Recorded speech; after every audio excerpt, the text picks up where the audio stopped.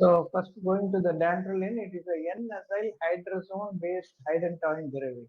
So always, whenever a drug is asked and you have to describe the pharmacology of the drug, always mention the chemical nature of the drug as the first point. And the chemical formula of which is C14H9N4 sodium oxide 5. This is the structure of that, and it is an orange yellow crystalline powder, poorly soluble in water, and it's available for intravenous use, consisting of 20 milligram of lyophilized dantrolene powder added to 3 grams of mannitol, which improves the water solubility because it is as such the chemical is not soluble in water, and the contents are dissolved in 60 ml water, yielding a final dantrolene sodium of 0.33 milligram per ml at a pH of 9.5. It's a highly alkaline solution. So that also the physical nature has to be described. And before administration, make sure that the solution is very clear without any visible particles, and it should be protected from light because it is very sensitive to light, and it is stored at 15 to 25 degrees centigrade once prepared, and it is highly irritating to peripheral veins, so it is better injected into a large vein or a fast running as an infusion. And the different preparations of dantrolene sodium that are available are, there are three preparations available. One is called dantrolene, the other is called Revonto, the third is called the Rhinodex. And these preparation vials, the dantrolene is 12.5 to 36, and this is only 1 to 3. That is the volume that is required is 60 ml for the first one, and the latest one, Rhinodex, which is I told you 250 milligram per ml, so only requires 5 ml for dissolution, and time needed is more than 15 minutes to prepare, less than 2 minutes, less than 1 minute they have found out, and you require 1 to 3 persons to prepare this in case of dantrolene, whereas the other two can be prepared with a single person. And the dose, you get the after dilution you get only 0.33 with these two, whereas with the Rhinodex you get about 50 milligram per ml. And the initial dose, some books say 2 to 3, but roughly 2.5 milligram per kg body weight. And the lifetime of storage is 36 months, whereas the higher concentration is only 24 months shelf life. And mannitol content is 3 grams in dantrolene and Revonto, whereas it is only 125 milligram in the Rhinodex. So the Rhinodex is mainly introduced because of the tedious nature of preparing the original dantrolene, which has only 60 milligram in each vial. And pharmacokinetics, initially it was treated, as I said, for spasticity, it was given as an oral capsule, and it can get absorbed up to 70%, and peak plasma concentration is reached within 12 hours. And the intravenous administration, there will be a cumulative dose of 2.2 to 4 milligram, and the elimination half-life is about 12 hours. And it is available as an intravenous injection as well as oral capsules, and metabolism by the liver microsomes to 5-hydroxy dantrolene, which also acts as a skeletal muscle relaxant. So it is not inactive. Please remember that. So it is metabolized by liver microsomes to 5-hydroxy dantrolene, which also acts as a skeletal muscle relaxant. And dantrolene metabolized and excreted via urine as well as bile also. Coming to the pharmacodynamics, acts on the rhinodine 1 and 3 receptors. There are several types of rhinodine receptor family. So it acts on rhinodine R1 and R3, which are present in the skeletal muscles, decreasing calcium sensitivity of the channel of the sarcoplasmic reticulum. Adverse effects are intravenous dantrolene which have been tried in healthy volunteers, they only produce muscle weakness, dyspnea, and respiratory weakness. and increased capacity because of the skeletal muscle relaxation property. Oral administration produces hepatotoxicity, and sometimes even hepatitis has been reported. As other symptoms are drowsiness, dizziness, and confusion. Contraindicated, as it is, there are no contraindications when you use it for malignant hyperthermia treatment. But oral dantrolene is contraindicated with patients with existing liver disease, including cirrhosis or steatohepatitis or hepatitis B and C. And it is a FDA pregnancy category C drug. What do you understand by this category C drug? Sir, it has produced some risk in animal studies, but has no evidence for risk in human life, sir. Human life, very good. So category A drugs are considered as very, very safe drugs in pregnancy. So they have categorized them into how many categories? 5 categories, sir. A, B, C, D, and X category. X is proven teratogenic. X is totally contraindicated, and A is totally safe. Safe, sir. The other 3 are some of them have evidence, some of them are found toxic to animals and not in humans, like that. Okay, so that is a very good point that you have to remember. And drug interactions, verapamil should be avoided because if there is a hypothermia induced cardiac arrhythmias, tachyarrhythmias, don't use verapamil. Instead, you can use. Can you use nifedipine in those conditions? Calcium nifedipine also should be avoided. Okay, because that is also calcium channel blocker. It will worsen the condition. So for tachyarrhythmias, better to go for short-acting beta blockers like esmolol. And dantrolene decreases the force of skeletal muscle contraction. So synergistic effect will happen if there is a neuromuscular transmission also. So intraoperatively, if it is happening, avoid further doses of neuromuscular blocking agents. And therapeutic uses is used in malignant hyperthermia, neuroleptic malignant syndrome, spasticity, ecstasy intoxication.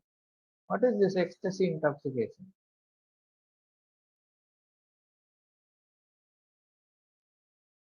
Any idea?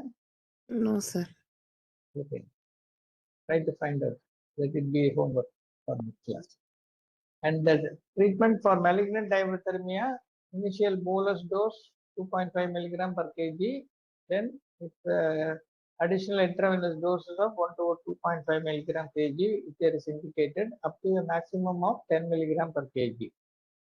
And after successful treatment, you can continue 1 milligram to prevent recurrence for up to 6 to 24 hours. And it can be used for prophylaxis also as a single dose of 2.5 per kg. And it should be given at least 1.5 hours, that is 1 hour or 15 minutes, 75 minutes before surgery. But if you are taking proper care to avoid all the triggering agents, then you need not give the prophylaxis. So if there is a family history of malignant hyperthermia, is there any test to find out whether a patient coming from a family history of malignant hyperthermia, to find out whether he will be susceptible or not? Don't know, sir. Let that also be a homework question. Okay.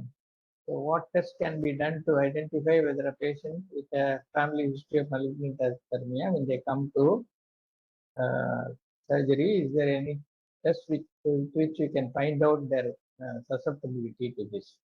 And it is useful in chronic muscle spasticity. 100 milligram orally 3 or 4 times daily is given.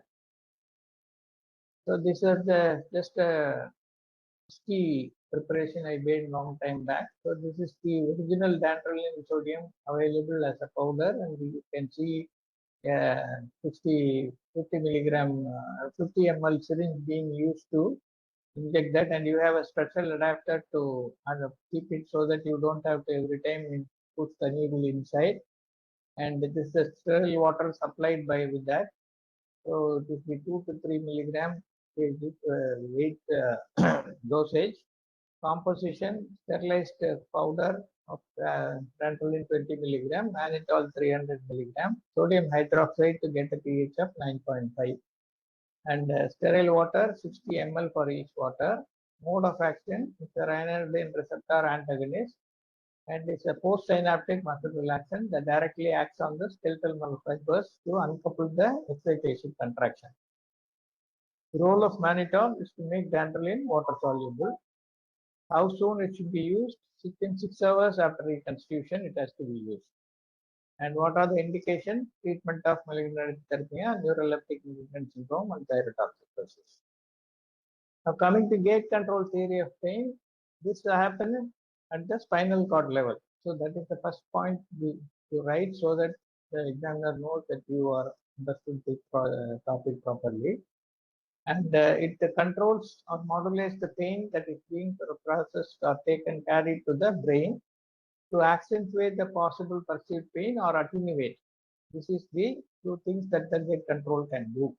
It can allow the patient to perceive the pain well by not inhibiting, or it can, by rubbing or massage where you stimulate the A beta fibers, it can try to help in attenuating the pain also. Now coming to the physiology, the pain gate mechanism is located in the dorsal horn of the spinal cord, specifically in the substantia gelatinosa, and it modulates the sensory information coming from the primary afferent neurons. The primary neurons, there are three types. A beta fibers, which are large diameter, they are activated by non-noxious stimuli. And A delta fibers, which are thinly myelinated, they carry mainly sharp pain, intense and tingling sensation, and also pain and temperature. And C fibers carry pain, temperature, and burning sensation pain or dull aching pain, and they are not myelinated. Now these three nerve fibers are interconnected at the dorsal horn substantia gelatinosa. So you have interneurons in the substantia gelatinosa stimulated by the non-noxious A beta fibers, which are inhibitory on the pain signals, and it closes the gate for further transmission. So they said this is a gate because it blocks further transmission of the pain signals to the brain. When the interneurons are stimulated directly by A delta and C fibers, there is an excitatory response. So A beta produces inhibitory response, A delta and C fibers produce an excitatory response, and pain signals are transmitted further to the second order and third order neurons to be perceived at the higher center level. So the activation of large diameter inhibits the transmission of small A diameter, A delta and C fibers. That is what is the mechanism of closing the gate. When this inhibition does not happen, the gate is open and the pain fibers travel up to the brain. So that is the simple understanding of gate control. And the primary afferent neurons come from the periphery. They synapse with the second order neuron in the dorsal horn and release certain neurotransmitters, which are neuropeptides also. So the neurotransmitters are neuropeptides that are released which is glutamate, which is excitatory. The activation of NMDA receptors, the glutamate increases the receptive size and decreases the active threshold. And glycine and gamma aminobutyric acid, which are also inhibitory, that can also bind to NMDA as well as GABA receptors. And substance P, which is an excitatory neuropeptide, which are found in C fibers in the periphery and respond to tissue damage by gassing, vasodilatation, and inflammation. So there are two excitatory transmitters like glutamate and substance P, and there is a inhibitory transmitter like GABA. And endorphins and serotonins, they also act on the descending pathway. They are not on the forwarding or transmission above. They act by modulating the pain in the descending pathway, which also help gate control the modulation of pain. And two types of second order neurons, the wide dynamic range. Why we have to know about this is only this nociceptive range of neurons, NS neurons, they are capable of forwarding the pain signals coming from A delta and C fibers. Whereas the wide dynamic range neuron, they transmit sensation from all the three fibers, A, beta, delta, and C fibers. And therefore, their activation of A beta will be able to control or inhibit the A delta and C fibers. So, whereas the NS neurons activate only these two pain fibers and they are activated by noxious stimuli. So, the third order neurons, which are located in the brainstem and diencephalon, transmit the pain signal to cerebral cortex, and that is from A delta and C fibers. And application of gate control theory is useful for painful sensation which is perceived and experienced is not only driven by the sensory event but also pain signals sent from the brain through the descending modulation as well as attitudes, emotion and feeling that surround the painful experience. That is why what is the explanation of pain? What is the definition rather of pain by the International Society of Pain, ASP? It's an unpleasant sensation. Unpleasant sensory and emotional experience. Okay, so that emotional component is also involved. So you can some people, for example, people who come from the rural areas, even if they get hurt, they will apply some milk from கள்ளிப்பால் செடியை உடச்சி அதை கொஞ்சம் பாலை ஊற்றிட்டு இல்லை மண்ணை வச்சுட்டு தடவிட்டு இது just going on because they are not emotionally concerned. Whereas a person who grows up in the urban area, he will be not tolerant to that pain like the rural rustic people, and they will make a lot of fuss about the pain. So the emotional component is also a very, very important criteria in the perception of pain. So gate control has the ability to add on that. So this relates to the biosocial, psychosocial model, help increase or decrease the pain perceived. In anxious thoughts, negative emotions and memories and poor past experience, they open the gate. So it is not only the neurotransmission by the A, beta and delta and C fibers, it is also the gate control is partly controlled by the emotional component also. So that is why it is called the biopsychosocial model. And the positive thoughts, emotions, memories, they get the gate closed. So people perceive less pain in such areas. And instruments that are based on this are the TENS or the transcutaneous electrical nerve stimulation. They inhibit the pain signals by stimulating the A beta fibers and try to reduce the pain. So the TENS activate A beta fibers, inhibit the input from the noxious A delta and C fibers, and the interferential current, which is used in physiotherapy, that also inhibits the pain pathway through the same mechanism. And physically rubbing and massage, which all of us would have done at some stage or other. Whenever you get hurt with your toes by hitting on the door or the cot, immediately you rub that area and you feel a deep relief from the pain. So the non-noxious A beta fibers are activated by rubbing and inhibit the A delta or C fibers and reduce the pain perception. Massage therapy also does the same thing. Massage therapy can help in improving the high blood pressure, sleep, relaxation, depression. Other than the inhibition of pain, these are considered as the other advantages of massage therapy. Acupuncture and acupressure also, they do the same thing by the same mechanism. And vibration, which is used in some instruments which you can apply over a particular area of pain, and that will also activate the A beta fibers and reduce the pain that is chronically felt also. So it works in both acute and chronic pain. It can help by the same mechanism. Okay. So at last, Ranjani, are you ready? We have reached home. Yes, sir. Okay. Good evening, sir. Good evening. Go. My topic for today is NORA, a non-operating room anesthesia. Regarding the NORA, the challenges regarding the procedure are poor illumination, unplanned procedures, and setting for the procedure, timing, and patient positioning, post-procedure care, and the consent forms. And challenges for the patient are assessment we have to ask regarding allergies, medications, past history of surgery, and the last meal, and the events leading to. In short, ample. And the instructions given are regarding fasting, consent forms, and medications for comorbidities. And the main thing is metal check before the MRI rooms.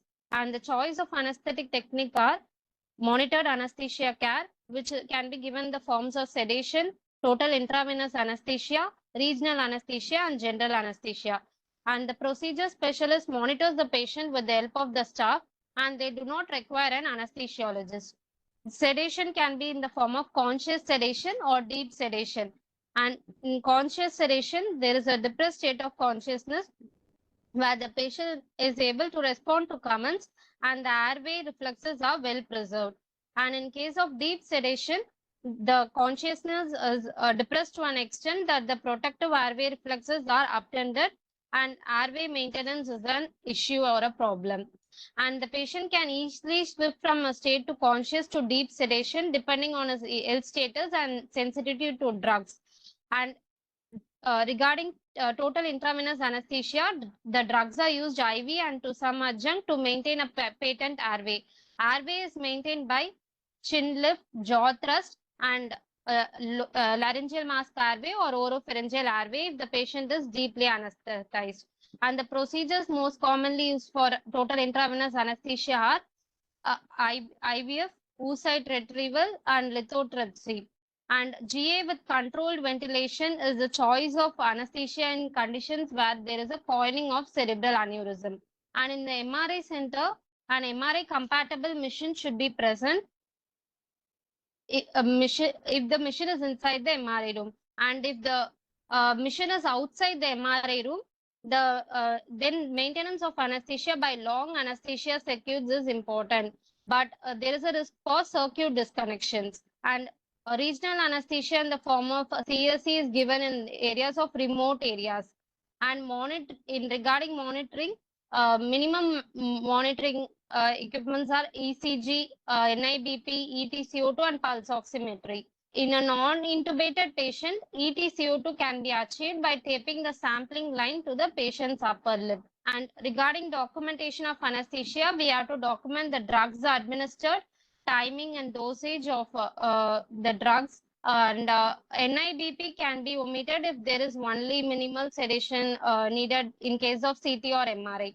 And we have to observe 15 minutes for conscious sedation and 5 minutes for deep sedation and general anesthesia. And commonly used anesthetic agents are midazolam, fentanyl, propofol, ketamine, dexmedetomidine, ketofol, and remifentanil. And special considerations should be taken in case of anaphylaxis to iodinated dyes most commonly occurs. And drugs for management of anaphylaxis should be readily available. And techniques to avoid hypothermia and to measure temperature must be available. And radiation exposure, regarding that, the anesthesia personnel should be aware of that, and all the necessary equipments like lead aprons should be available. And the post-procedure care, the transport of patients to a standard recovery room should be accompanied by the monitors and the accompanying anesthesiologist. And most of the patients require oxygen during the transport. And those who require elective post-op ventilation should be transferred with continuous monitoring. And regarding the complications of NORA are wheezing, aspiration, desaturation, allergic reactions, laryngospasm, apnea, and cardiac arrest, airway obstruction, IV-related complications, unplanned intubation, and use of reversal agents, which is unplanned, and uninducted deep level of anesthesia, and secretions is most common, and unexpected need for bag and mask ventilation, and fluctuations in heart rate, BP, and respiratory rate. and emergency sedation and anesthesia consultation may be required. And ASA guidelines regarding NORA is they recommend a reliable oxygen source with a backup and a suction source and waste gas scavenging system and adequate monitoring equipment to meet the standards of basic anesthetic monitoring. And there should be a sufficient safe electrical outlets and self-inflated and resuscitator bag should be available and a sufficient space for anesthesia care team, an adequate patient and anesthesia machine illumination and battery powered backup should be there. An emergency cart and emergency drugs with a defibrillator should be ready and other emergency equipment should be ready. And reliable two-way communication to request the assistance must be needed. And overall compliance of the facility and appropriate safety and building codes should be met, and appropriate post anesthesia management should be provided, and adequately trained staff to support the anesthesia team must be needed. That's also very good. Okay. Do you get the same machine you are using in your regular OT in a NORA situation? no, sir. What is the machine you are using in your regular OT? Or Mostly dragger, workstations, isn't it? Yes, Nowadays, sir. all the Nowadays, OTs are provided workstation. with high-end workstations. Will you have the same workstation when you go to a NORA situation for giving an sedation for ECT, electroconvulsive therapy? No, sir. So, should you familiarize with that if you are not used to the machine? So, Yes. study of the anesthesia machine is very, very important. That Yes, is sir. a very important point you Mhm. should not forget in NORA situation, because you Yes, may sir. not get the same machine with which you are used in Mhm. your regular OT. That is one of the major disadvantages. Okay, that Yes, is sir. why the ASA guidelines are before starting along with oxygen, they also insist that the anesthesiologist familiarizes with the available anesthesia machine before they sir. start the case. Okay? Yes, sir. And of course, you will not get the same experience to OT technician or OT assistants or scrub nurse which you have in the theater. That also will not be available. And that point you have mentioned that you should communicate well and make sure that the assistants whom you have are all will be able to help you in a situation of emergency. Okay, Yes, sir. apart from the regular. For example, in your OT, the OT assistant may be giving the intravenous injection agent while you are doing the pre-oxygenation. Whereas a student nurse who is posted in the NORA situation, they may not know how to administer.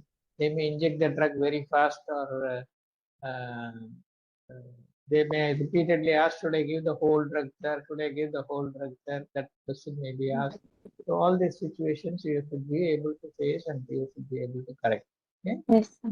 Otherwise, and there is a mnemonic to remember what are all the things that you should check. Do you know that mnemonic for NORA? Have you heard of No, sir. SOAPME? Soap me. Yes, Not applying sir. soap to you, Yes, but sir. soap me is a mnemonic. Suction, Suction, oxygen, oxygen, airway, equipments, airway, pharmacy, and monitor, and the emergency equipments. drug. Okay, so that is the mnemonic that you have to remember. Okay, so this much for NORA is good enough. Okay, what is the next topic for you?